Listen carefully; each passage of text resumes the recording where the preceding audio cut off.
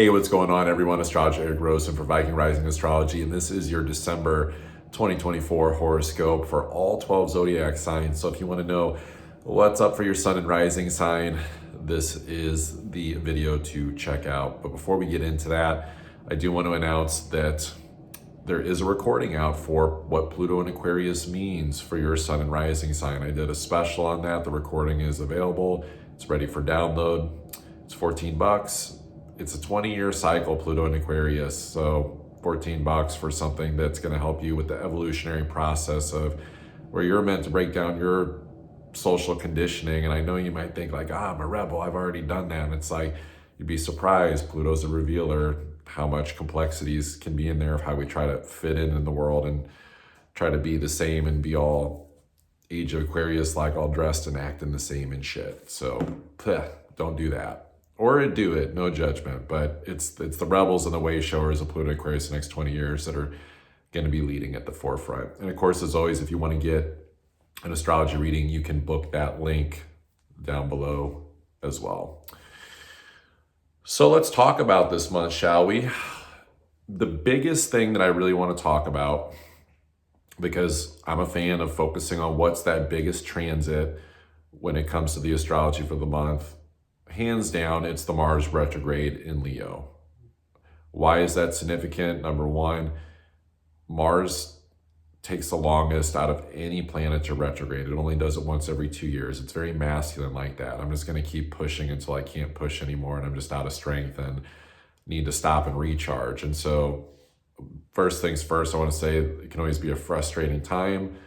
Might not feel like you have the energy or the to get stuff done, to take action, that you feel you're strongest. Men especially can feel weak, but also the inner masculine women too. And it brings up a lot of inner child work, this transit, because not only is it in Leo, but Mars is the ruler of Aries, where the North Node and Chiron are at. So talk about the Dharma for the collective is going to these like early development wounds in our identity. And so the easiest way to figure out any place that you're taking action in your life or lacking happiness, lacking passion, go back as far as you can in your timeline and assess what were the roots of the origins of that egoic development of things, of what you chose as your marker for happiness, for passion, for creativity, even romantic partners. This could be how you interact with your own children if you have them. This Mars retrograde is about getting down to the bottom of things of how do we create more happiness in our life. It wants to scrape down to the very like basic nature of like what's in your heart. And that could bring up grief. It could bring up sadness, disappointment, despair. And there's courage needed to kind of like lean into that infinite well of the heart to see what's there. Like it is Leo. It is the sign of the lion. It's, you know, if you want to feel regal, you want to feel potent, powerful, especially with it being Mars, it's like being okay with anything that can feel like weakness, that's probably going to want to come across as more vulnerability with people. Like, you know, there's not enough mascara in the world to cover up the blemishes of like what it is that you may be experiencing. And so it is an opportunity for us to go deep into some really just deep inner child healing. And if you can't locate anything from that, I would say, this puppy, speaking of like little kid energy, if you can't locate something from your childhood, like that's okay. I'm going to get into an offer on how I can assist with that. But nonetheless, even if you've cleaned up the childhood parts and you feel pretty good, like with all that, you could also just like go back to things like, when was the last time that you were the most happy in your life, right? You were firing on all cylinders. You felt really fulfilled. You felt very successful. And then like what happened after that? So that's an example of like the timeline work that you can do to go, where does it hurt? You know, where's the wound? What is the thing that occurred? When you blow up the rest of the astrology for this month, it's definitely looking at like going into the facts of exactly like what happened and seeing what is the story around it and the beliefs playing out from it. There's definitely going to be some beliefs playing out and getting clarity on a deep emotional level of the past to see like what is existing on that timeline that's keeping that stuck hurt energy, that's actually the block that is blocking you from having more joy, happiness in life, that's keeping you from charging forward with more umph and energy. Now, the interesting thing about this transit is that some people will over dramatize the positivity of their life to where they look successful on the outside, but their inner child and parts of ego may still be just as wounded, where it's a cover up. They're trying to cover it up with the mascara, so to speak. And so those are the people that, it can sometimes seem like they're flawless. It's like very Leo-like, but it's like the Mars retrograde brings up like, nope, there's always, something that can be done better to go in a better direction. Now, the opposite crowd would be like more the depressed nature, feeling more like, defeated, melancholy with the Mars retrograde, where it can feel a little bit like victim-y. So it's like either end of the spectrum, whether it's like this repressed nature, that victimhood, or like this overreactive nature of like trying to overcompensate and overachieve. There's still healing work that needs to be done. Mars retrogrades, regardless of the sign, are infamous for people getting really frustrated because they can't get what they want. This is like where people are willing to go to war with each other. And there's even some of that written on the wall, right? Where it's like people mistake this conviction on their hearts for they're not getting their way, and therefore they're like willing to be brave for a cause that they don't fully understand, because it's a retrograde. It's a review process of like needing to go in and recalibrate and re-understand like, what is it that motivates you in life? Like, is it love? Is it passion? Like, can you like be the king, queen in your life that rules your domain, that you're not expanding for just the sake of ego? It's like Gladiator 2 just came out. And so on Thanksgiving with some friends and family, I watched the first Gladiator. And it was like that wounded boy king in that movie, was the guy that played the Joker, Joaquin Phoenix. It's like, he's like, yeah, I don't have these qualities, but I'm ambitious. But, he was very like wounded as a child. His father rejected him. So this is the type of thing we have to assess. It's like, where do we sometimes want to reach so ambitiously to do something in our lives, but is it coming from a wounded place? Those inner child wounds, like going back to like, what was the relationship as a kid, mom and dad, the people that were around, the earliest that you can get, the better. And, your teenage years as well, and adult years, depending on like where the biggest hiccups in life occurred, and cleaning that stuff up and getting the story straight to where you feel potent and you're not hung up in the past anymore, because that guy, that boy king, was hung up in the past and he couldn't move on. And therefore it affected his decisions. It affected his outlook. It affected, his misplaced sense of passion and unbridled ambition, to where he wasn't going to be a good emperor, wasn't going to be a good king.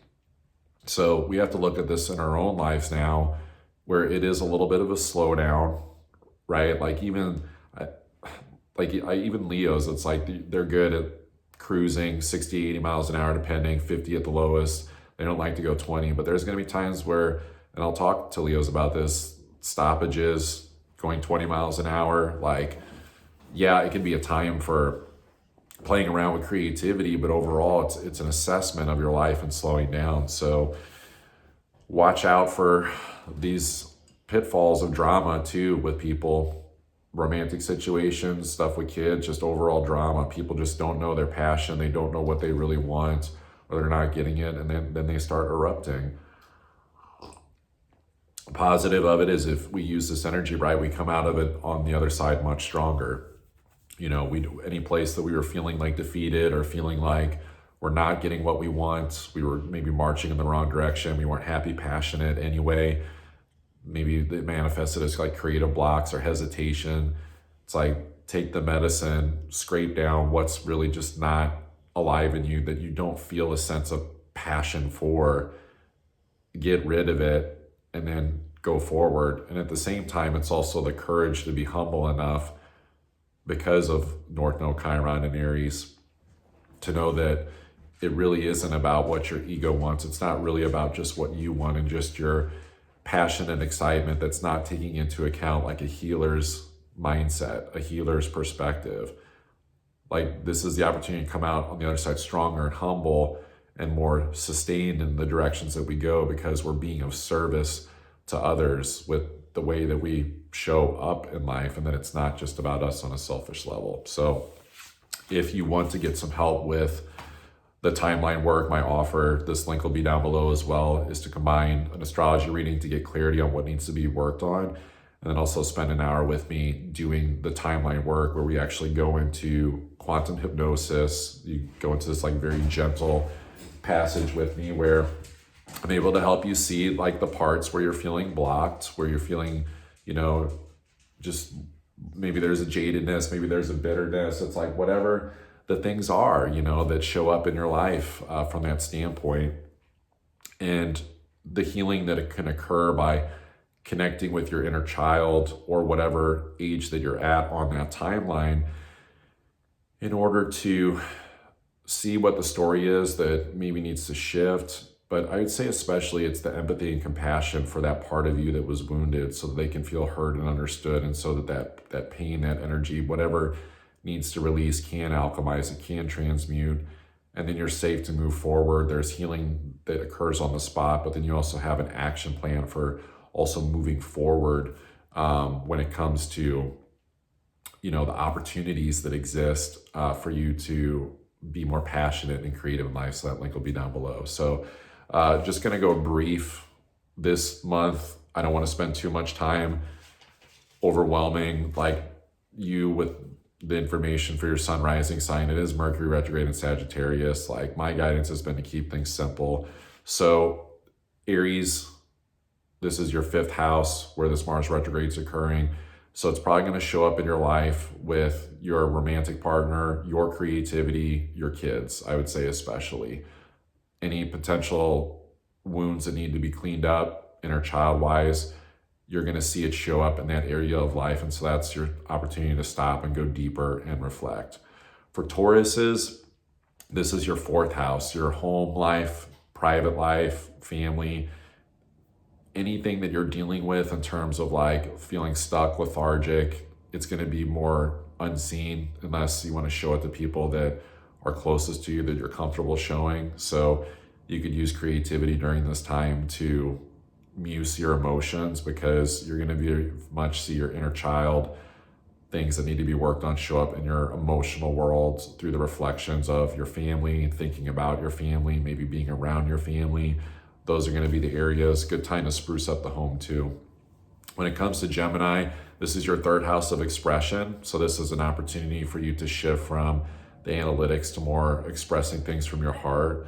So you could look at things in your inner child realms of like, where did you think that you needed to be the smartest person in the room and be the analytical type, that it wasn't like safe to speak more from your heart, to just like full blown open heart, no protection, just open and expressive, and to see like what factually is just on your heart, that it's safe to do that. So any place that feels not safe still with your inner child, your inner teen, any part of life, let's go in and explore that. When it comes to Cancer, your best skill set is actually love, because this is your 2nd house, this Mars retrograde. So this is about you gaining the momentum to sit with your inner child long enough to understand like the places on why they express themselves the way that they do with their creativity, why they feel the way that they do about their self-worth. This brings up, making money. Like, are you actually allowing yourself to earn the most that you can? Do you know how to treat yourself well? It's like, go back to the inner child origins to like really discover like what it is that set you up for your values in terms of what you value and what you put all your energy and passion into in life, and see if that needs an adjustment during this time. When it comes to Leo, this is you. Leo, this is about redoing the tapestry in your favorite room in your kingdom, in your palace. It should feel regal. This is like the place that you go to strategize and think about the directions that you want to move in life. You want to make that space of like wherever it is that you're focusing on, thinking about where you want to go next in life, anything that you need to redo in yourself. This is the deep self-reflection time, like mirror work. This is the time to do it. It's not a time to be frustrated if you're not being seen in the way that you want, or getting the credit, or that you're just not feeling like the best, shiniest version of yourself. It's like a deep understanding of, yeah, you're a Leo and you bring love to this reality, but how can you bring in an even higher love and maybe reflect on any inner child parts, any inner adolescent parts that have been maybe blocking the most shine coming in, and maybe it's been showing up as drama in your life instead. And so it's like alchemizing that into more love and light instead of drama. When it comes to Virgo, this is about your 12th house. So this is like turning your heartache over to the divine, to God, so it doesn't become heartbreak. So the easiest way to put this is just that there's something that you're processing emotionally, sensitivity wise, just turn it over to God, turn it over to the divine, and be like, hey, Saint Germain's violet flame, like, here, take this. This is too rough. So this definitely deals with any, I would say, sort of religious, things that maybe came up for you too growing up, conditions of right and wrong duality. Reflecting really deeply on that for your inner child's important. When it comes to Libra, this is your 11th house. So this is people. So this can feel cold, disconnected. This is about you not messing around with people that don't really love you or give a fuck about you, and to just disconnect from those situations. But then also seeing if it's the opposite too. Are you being sometimes too cold-hearted and aloof to people too? And then why is that? Like, it's assessing the deep inner child things of like, what was it like, the community that you grew up around, like in the world? How are you with people, strangers? Just what was your formative years of how you saw the world and existed and put your energy like out into the world? And do you feel safe and passionate to be able to do that? It's going deep and reflecting on those things. When it comes to Scorpios, this is about all the ways that you show up or don't show up in your 10th house of public, career, achievement, purpose. So you've kind of got one of the hardest ones, because you're probably going to have to wear your heart on your sleeve a little bit and like expose it a little bit publicly, and it's going to be seen. Are you actually able to still show up and achieve and get things done? I think you're going to be able to limp along long enough, but you need to like also make a big goal commitment to making sure that your wounded inner child is not the one driving your progress and your goals, or like lack thereof. It's like, if you're not feeling the most successful and achieved in your life, that you're not like on point, got the slop out of your life, your inner child's probably taken over. And it's about going deep into the timeline work. Out of all the signs, you probably have the most timeline work to do to figure out where is it that you're kind of blocking yourself from doing better in that way. Sagittarius, this is your 9th house. So this is a house you like. It's about your beliefs. This is about finding a top shelf love by the end of this transit, this Mars retrograde. I think it's definitely you going into the inner childlike parts where maybe there was something that felt capped, that it wasn't safe to fully be abundant in the amount of love that your heart could hold because of some thing that happened, a belief system, experiences, just growing up. And so it's like going in and like shifting the story for the better to where your heart can expand even more and hold more love and love on more people and just be more of a positive person that, puts good energy out into the world. That's also like willing to not get frustrated if your world's like feeling small or something during this time, or like you want more, but it's like not showing up. It's about finding more in your heart and the belief and the expansion of where you can go by the end of it. So look at that, those inner child things, especially around your beliefs. Capricorn, this is your 8th house. So trust issues, intimacy with others. Be careful to not get pulled into situations that look like love on the surface, but they're actually going to be like loveless. And because you really need to almost like remarry yourself and recommit to yourself and learn to trust yourself again after the Pluto and Capricorn transit. So I would go into all your inner child stuff around trust issues with people. This could deal with like your first exposure to things that were sexual. This could deal with lucrative, money investments. Like, be careful to like not overdo it with big money transactions during this time, because it's better to like look at how you can trust that if you find happiness, where Leo's your 8th house, because it's like there could be fears around expressing your extreme intensity of happiness and you keep a lid on it. But if you express that and you learn to do that by the end of this transit, work with your inner child, like you'll find that that's the best investment that you can make in your life.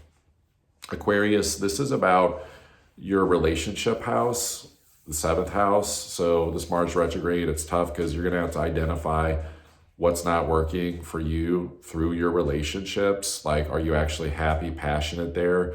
This is looking at your early developments on how you relate to other people, how you learn to communicate. This is looking at those, inner child timeline aspects of like, how is the harmony and peace in your relationships? If it feels like you're frustrated and got to go to war with people, that's okay. It's just more so like get to the bottom of like how things can become more peaceful and harmonious by the end, to make sure what's the contribution of your inner child to the ball game of how you're showing up with people or not showing up and like disconnecting.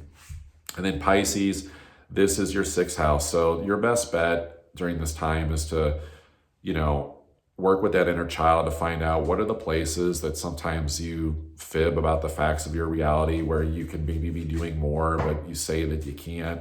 And so it's about remembering that you can always recalibrate and even regurgitate and rehash the facts of the reality of your life, and kind of like bring your inner child to work and be like, I'll get you a snack here in a little bit, or we're going to take a nap in a little bit. But I also like have some like figuring out like work to do. So it's like work with your inner child to find out like what their wants are for the reality, but then what your wants are, and go back and like look and see, what is it that you developed your life around growing up that led you to create the schedule, the routines, the work life that you do, the job function, that you're in. If you're having issues in any of those areas, it's inner child related. So if anyone wants to get help with that timeline work, like I said, I'm doing that special 2-session package where you can get an astrology reading with me and do the timeline work, where we'll work on those biggest blocks for you, get you unstuck, but especially the clarity, the passion that comes on the other side of it, and that healing work of very gently, compassionately, empathetically sitting with those inner wounded parts, whether it's from childhood or later years in life. Because again, this transit is about redeveloping yourself into a better expression of your identity so that you experience more passion, creativity, and love in life. So love you all. Take care.